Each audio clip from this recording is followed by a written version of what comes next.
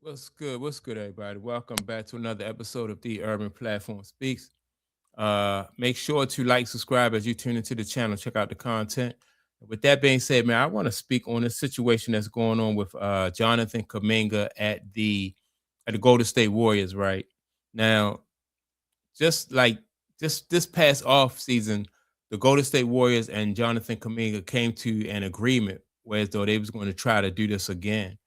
And I think that Jonathan Kuminga thought that it was going to be different this time. Like he was going to get more playing time, and Steve Kerr and the Golden State Warriors were going to find a role for him. But it don't seem like it worked out that way. And I don't know what the problem is, but I know that Jonathan Kuminga at this point in time, man, he really gotta be upset and kicking himself because he had an opportunity to leave and he stayed.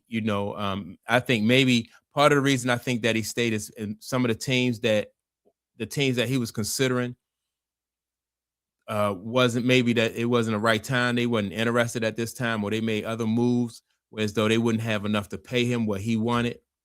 So so he decided to stay. Um, the Golden State Warriors decided, to keep him because they couldn't, it was a trade, right? So they couldn't get the value for him. He wouldn't have got the money. So it was in both of their interests to just try to see, all right, let's see if we can work this out again. But it hasn't gone that way with him, And so now I think what's going to happen is, the trade deadline is coming up for the NBA. And I think what's going to happen is I think they're going to trade Jonathan Kuminga now that the team has, they got more leverage because he don't have a no trade clause in his contract that I know of.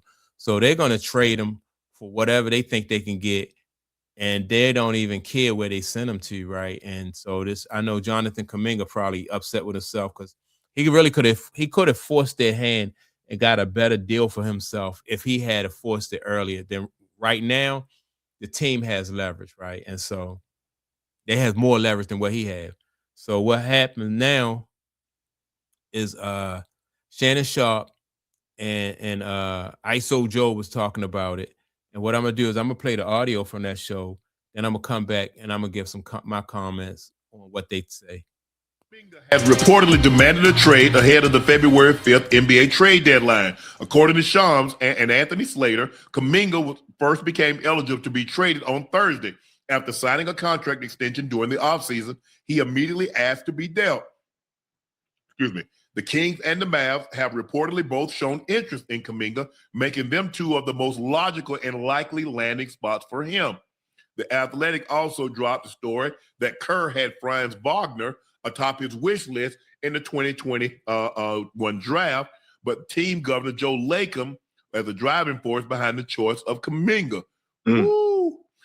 Well, the clear winner emerged between Wagner and Kuminga in the league.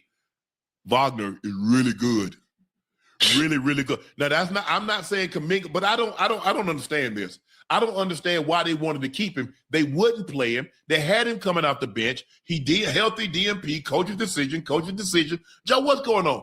I mean, you played this game a number of years. You know the inner working, and how the NBA is really different than the NFL, because NFL got a good player. That mofo player, I don't give a damn how much money he making. He playing.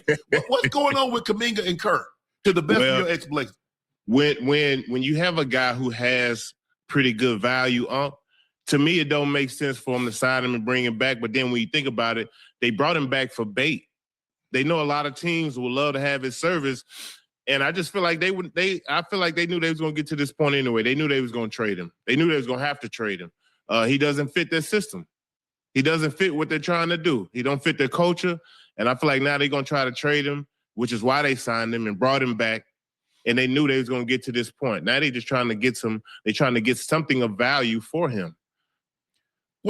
Yeah, see, that's what I thought. Like, at the time that Kuminga was like during the off season, some of the teams that he wanted to go to, I think they wasn't interested or didn't have, like I said, didn't have the money, right? And so, yeah, he don't fit their culture. Maybe, I guess he don't. And then, but I blame also his his agent, right? His agent should have hipped them to what he what he thought that the organization was trying to do. You know, like, all right, man, if they keep you and they don't, you know, they might be his agent, you know, like could have let him know what was going to happen if they kept him. You know, I believe that the team probably misled this guy, Kuminga, to thinking like, okay, now things are going to be different. You know, we're gonna work you more into the system, and it just, you know, they didn't. They trying to, you know, and it didn't work out like that. Which I just think that it's cool. It's crazy for a team to lie to players like that and mislead them and use, you know, it's crazy. Sign and trade. They could have signed him and traded him at this offseason. Probably wasn't nothing out there. The market probably ain't been that great for him. If you just want me to be 100 with you, the market probably hasn't been great for him, and they've tried to play him so he can create, you know, more value for himself. And I don't think that has happened. Yeah. So now they just trying to figure it out. Yeah, because I didn't understand. I mean, you signed him and bring him back. I was like, well, hell, he gonna be starting, and I think he started a couple of games, and then he went right back to the bench, playing the same number of minutes, and then They stopped playing him. So the problem was he ain't raised enough. He ain't throwing enough chairs. He ain't kicking enough people in the ass. He ain't raised enough hell. To be honest with you, Joe, he ain't raised enough hell. Nope. And look, the real thing is his game doesn't fit what the Warriors system is, what they're trying to do, because he's not like a catch and shoot guy. Nope. You know, he likes to get downhill. He basically Jimmy Butler. There you go. He likes to get downhill, but he has great size, great athleticism, and I can see the promising, you know, in his game. So, like I said, man, it should be a few teams who are looking for a service, so they probably just trying to figure out the best deal at this point. But here's another thing. You knew his system, his style of play didn't fit the system. But see, this is why owners always intervening. Yeah. Steve Kerr done won all these championships. Now all of a sudden, Franz Wagner in that system? Oh, yeah. But see, he can fit their system, and this is how he could fit their system. What's the guy? Andre Iguodala was a slasher too, right?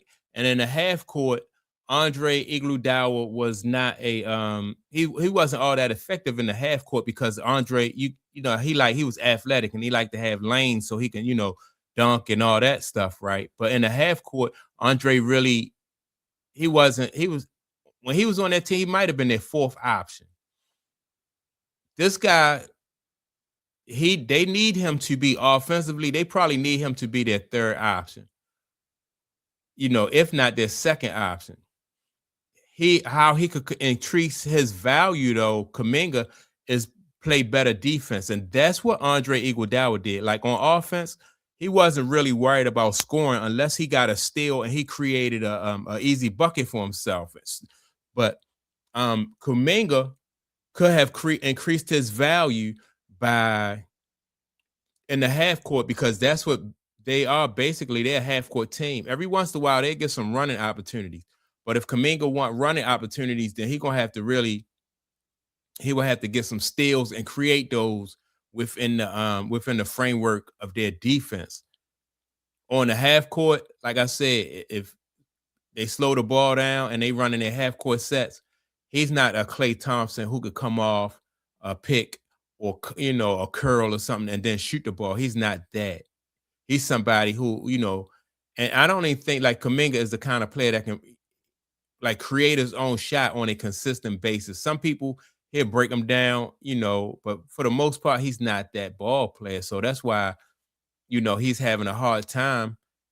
But he could have been like Andre Iguodala, you know, play tough defense down that end. That would have gave him some more minutes. You know, I think he was just mainly just focusing on that offensive end more so than the defense. And that would have helped the team out. That would have helped him out. He'd have been more valuable. But yeah, man. So the more I think about it, it's not all Golden State fault. He could have.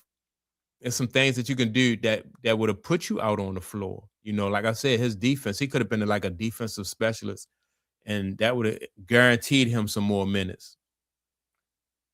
The way he can catch and shoot. He can put it on the floor. He can shoot the three. He can pass. He's big body. He can post up. He can pass. Yes. Yeah, I agree. But I don't think nobody. Hey, now hold up. Now the dude ISO Joe said that he didn't fit their system. And I just said, I'm telling you how he could have fit their system.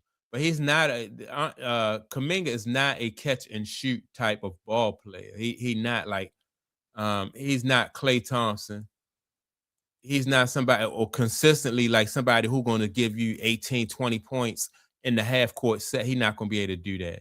So, but he could play, defense because he's very athletic. He can create some turnovers and get rebounds and start that break and then capitalize on that break from there. That's how Andre Iguodala, he was there with Harrison Barnes was there and who else? What's the other guy that broke his leg? They had and he still found a way to get some minutes, and they had some really good scores in there. But I don't know, man. I think that like you can look at Steve Kerr and say, man, you treated him unfairly, you treated me unfairly. But some of that, if you want to play, you got to find a way. Like, all right, this is what I can bring to the table. This is what they need, and I'm gonna give them this because I can do this. He could play some tough defense. He is athletic. He fast. And get out on a break and get some baskets. They will reward him on the offensive end with some backdoor passes and some alley oops and stuff like that. That would increase this value. But it don't do you no good to complain about how the coach is using you when you see that there's a need on the team and you're not really taking advantage of that need. They need defense. They got Gary Payton Jr. Isn't that Gary? Yeah, Gary Payton Jr. Only like 6'2", 6'3".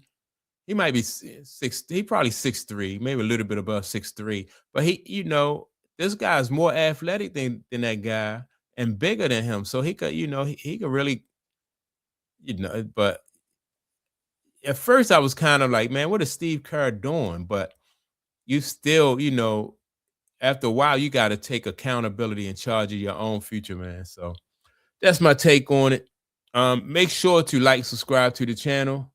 With that being said, don't forget to leave a comment, and I'm going to check y'all out in the next video. Peace.